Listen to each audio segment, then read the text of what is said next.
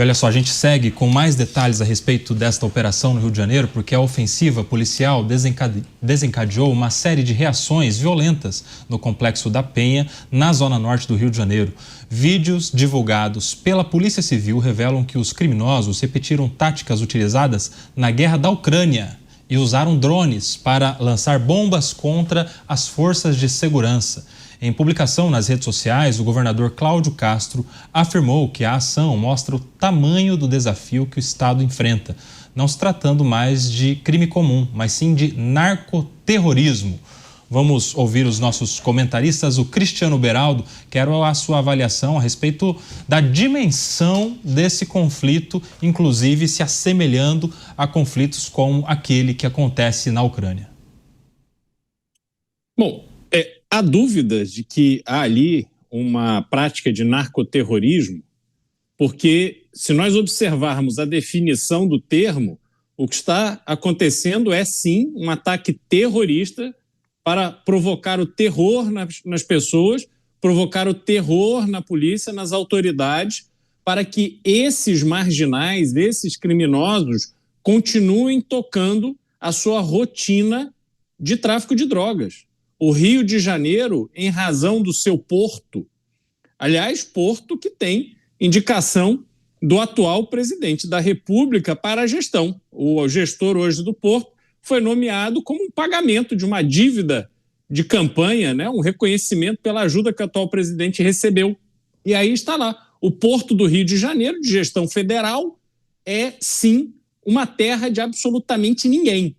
Eu quero ver se o ex-ministro, que teve tanta desenvoltura para entrar numa área comandada pelo tráfico de drogas, eu quero ver se tem a mesma desenvoltura para ir no Porto do Rio de Janeiro à noite, passar a madrugada ali, vendo o que acontece.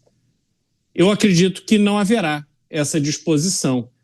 Por quê? Porque ali há um problema gravíssimo. O Rio de Janeiro, ele atua, né, ele opera, ele funciona sob a influência total do crime organizado, do tráfico de drogas, e esses traficantes estão cada vez não só mais ricos, mas eles têm cada vez mais acesso a armamentos pesadíssimos e modernos. Essa operação por drones, o tipo de arma que é usado no enfrentamento da polícia, isso é inacreditável.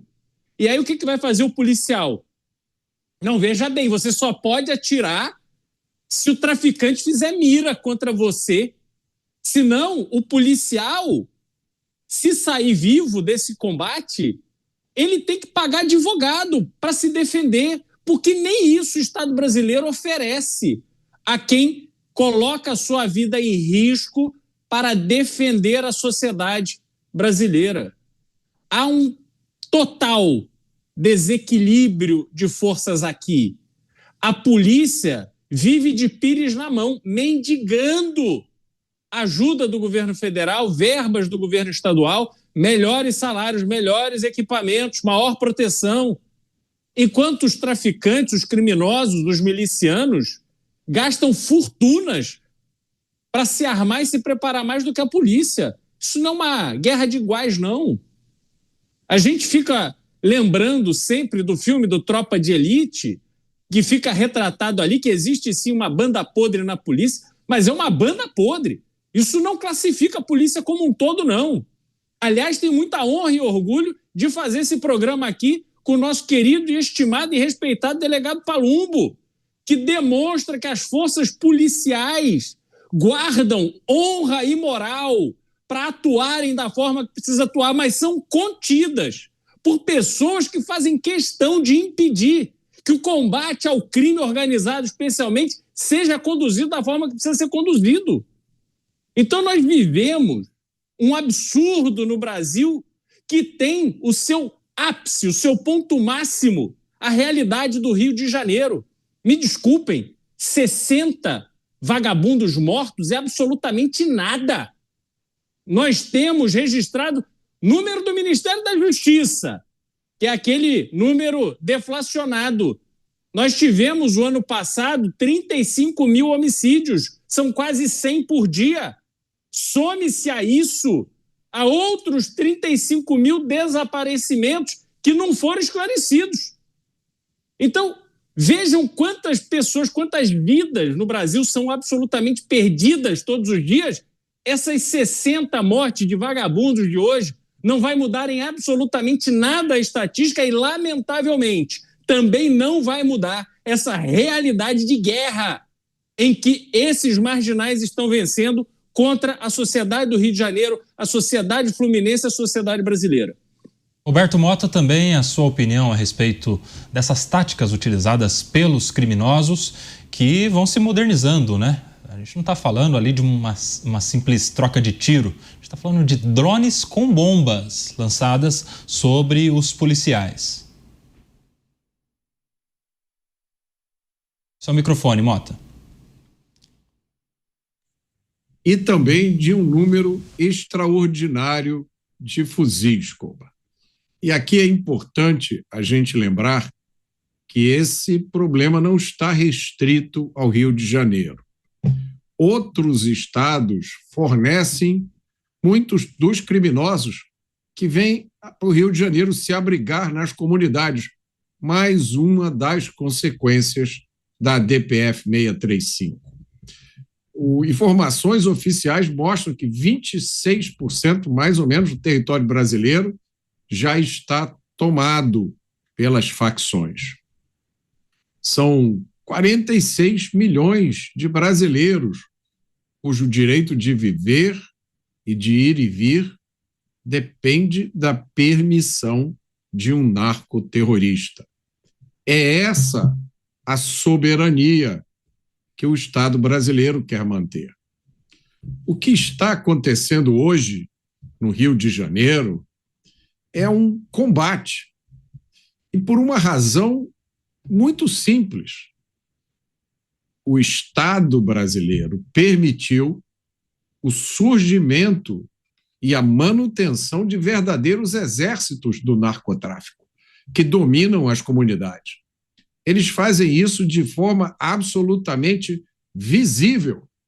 E hoje as redes sociais, nesse momento, estão cheias de políticos, até onde eu consegui ver, todos de partidos de esquerda, lamentando as mortes dos criminosos nessa operação.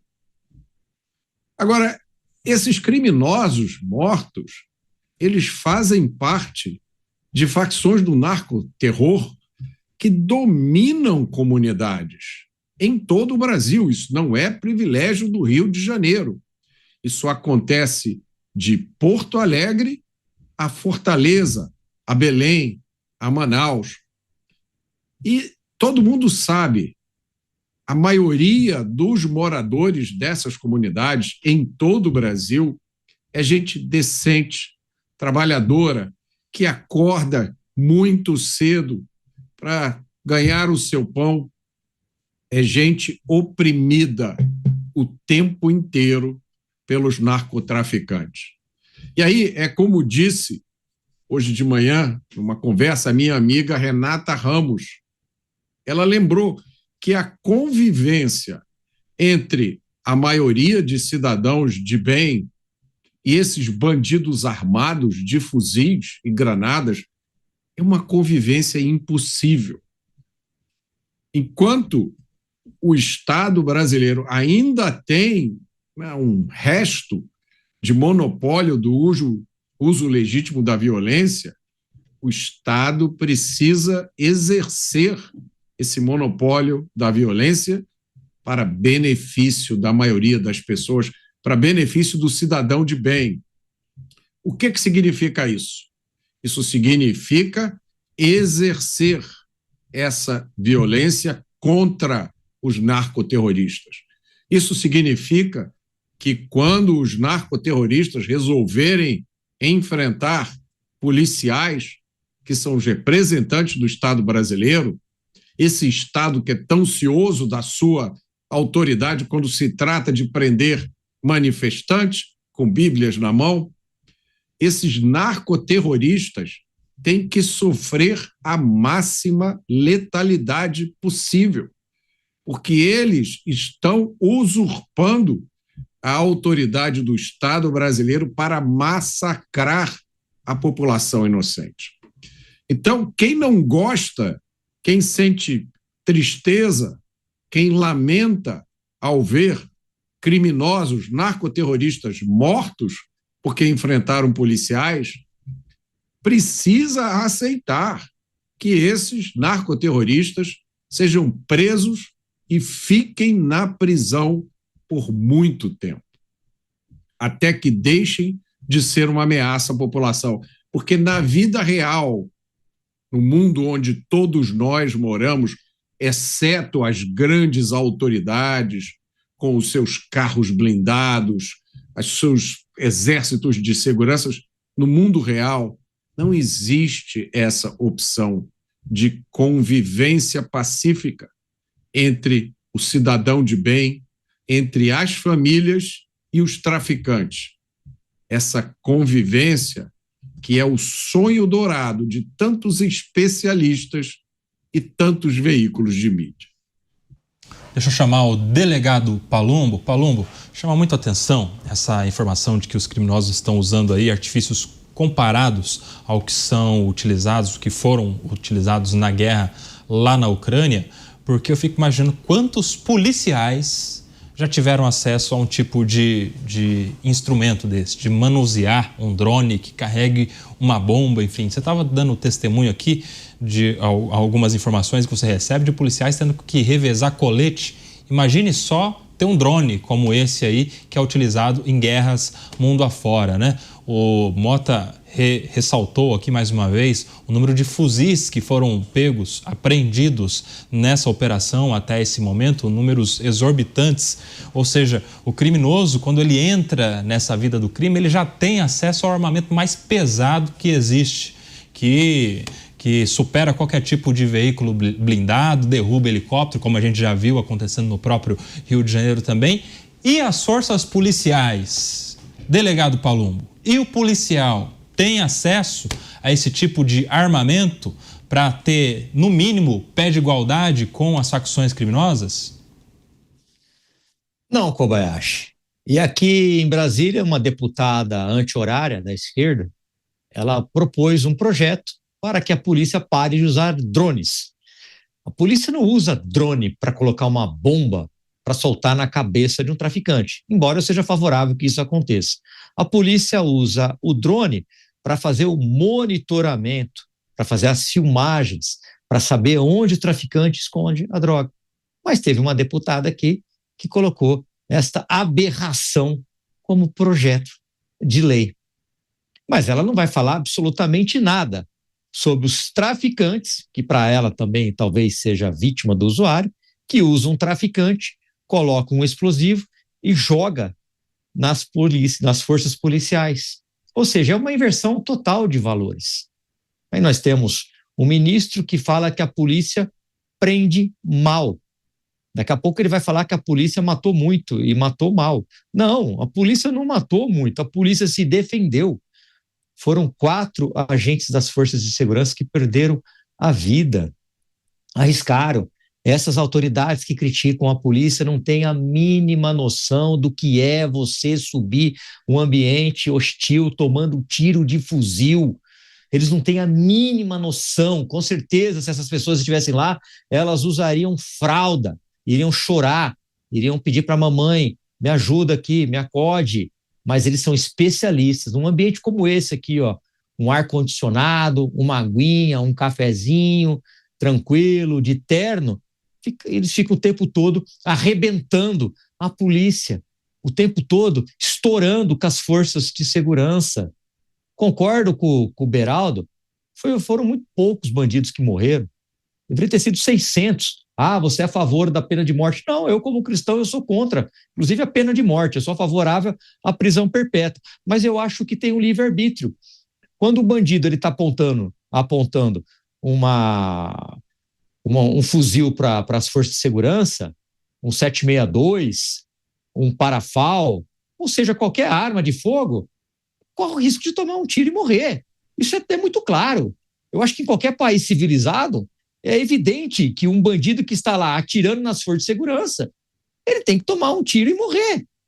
Isso é natural. Qualquer pessoa de bem vai pensar isso. Não, por que você não atira no braço? Por que você não atira na perna? Eu já ouvi isso de juiz. Por que você não atira no braço? Falei, porque minha vida não é videogame. Eu não vou apertar um botãozinho aqui, vai sair o delegado Palumbo. Sou pai de família. Mas eles não entendem isso. E eu explico por que eles não entendem isso. Porque eles nunca pisaram num ambiente hostil. Se a gente levar uma dessas autoridades para perto do morro, para ficar bem perto, não precisa nem subir, só chegar ali no asfalto, perto do morro, eles já vão botar um ovo. Eles vão se borrar de medo, vão usar fralda, vão sujar as calças, mas são especialistas em ficar criticando. E aí nós temos uma série de deputados, senadores, políticos, vereadores, deputados estaduais que defendem bandido literalmente. Eles são favoráveis a soltar, não construir mais cadeia, colocar tornozeleira eletrônica. Olha, vamos pegar outro exemplo, saindo um pouco do Rio de Janeiro. Neste país aqui, a cada 24 horas, a cada 24 horas, 4 mulheres perdem a vida. Aí ela vai na delegacia, ela faz um boletim de ocorrência, pede uma medida protetiva, um pedaço de papel. Coloque-se uma tornozeleira eletrônica no indivíduo, no agressor. Muitos deles já com passagens criminais. Você acha mesmo que um bandido aqui no Brasil, sabendo que ninguém fica preso, vai respeitar uma tornozeleira eletrônica, vai respeitar um pedaço de papel e não vai matar a mulher? É lógico que ele vai matar a mulher. Mas se na cabeça desse bandido, que para mim, cadeia para punir mesmo, não é resort, ele entendesse e fosse desse jeito, se eu matar uma mulher, eu vou ficar 50 anos atrás das grades. Ele não ia matar a segunda porque ia estar preso. E os outros que gostam de bater em mulher, por isso nós temos esses índices altíssimos, ia pensar 10 vezes. Mas isso não acontece no Brasil. Ou ele sai na audiência de custódia, ou ele sai com algum recurso. Como o procurador de justiça acabou de falar, o doutor Marcelo, 83 passagens, nenhuma condenação, justiça lenta. Não acontece absolutamente nada. Isso vai criando na cabeça do bandido, seja o agressor de mulher, seja o traficante, seja o roubador, o furtador de celular, que o crime no Brasil compensa, porque eles não são punidos. É isso que essas pessoas não entendem. Os anti-horários eu até entendo, a parte da esquerda eu até entendo, porque muitos deles precisam do voto dessas pessoas. Ah, mas preso não vota. Vota sim. É colocado urna nas cadeias, e somente os presos com trânsito julgado é que perdem o direito de votar. E atrás do preso, geralmente tem uma família bastante numerosa, que também vota, que também quer a saidinha, que também quer que o preso pegue 40 anos, fique 5 e vai para a rua. Então eu entendo esse pessoal que defende bandido. Entendo, mas não aceito, porque eles estão atrás de voto, mesmo que isso custe a vida de inocentes, custa a vida de policiais, como esses 4 que foram embora hoje defendendo o crime por um salário ridículo, sem ter o apoio estatal com relação a equipamentos, salário, plano de saúde, nada. Estão lá com a coragem. E não é fácil ser policial nesse Brasil aqui não, hein? É direitos humanos, é uma câmera filmando tudo que ele faz, parecendo um programa de televisão, um reality de televisão. Coloca a câmera no político. Vamos ver o que os políticos estão fazendo aí nessas reuniões, né, a hora de decidir para onde vai as emendas. Vamos colocar câmera nos políticos? Não, vamos colocar no soldado, no cabo, porque o problema é eles, não é o político. Só que é o político que legisla, é o político que aceita essas leis ridículas, não todos, né? Mas boa parte aí acaba criando empecilho. Eu vou citar mais uma vez uma PEC para acabar com a progressão de regime, inclusive de minha autoria. 171 assinaturas.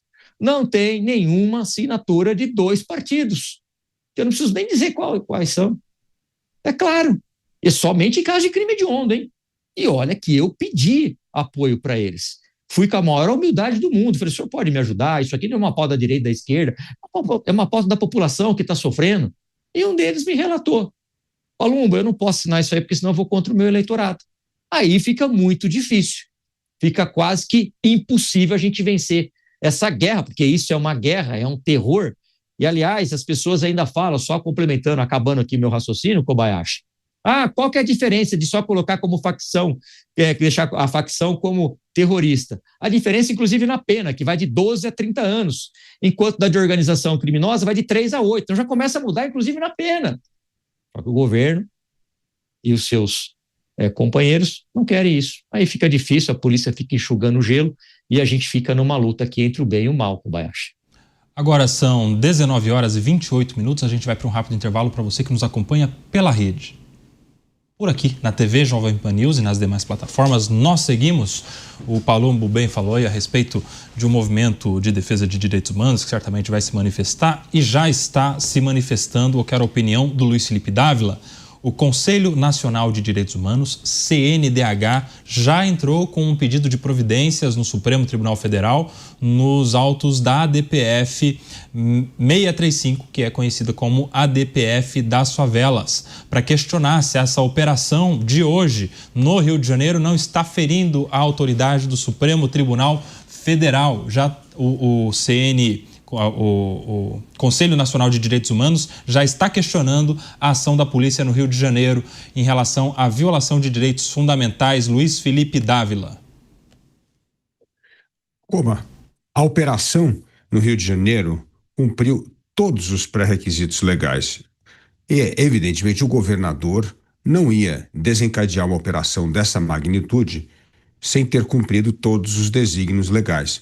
O fato é que hoje, Koba, o que vale não é mais o que está na lei, é o que está na cabeça dos ministros do Supremo Tribunal Federal. É eles que vão interpretar a lei de acordo com as suas convicções e seus interesses políticos e vão dar um parecer se aquela lei está sendo cumprida ou não. Porque se olharmos unicamente a lei, é óbvio que o governador do Rio de Janeiro cumpriu os preceitos.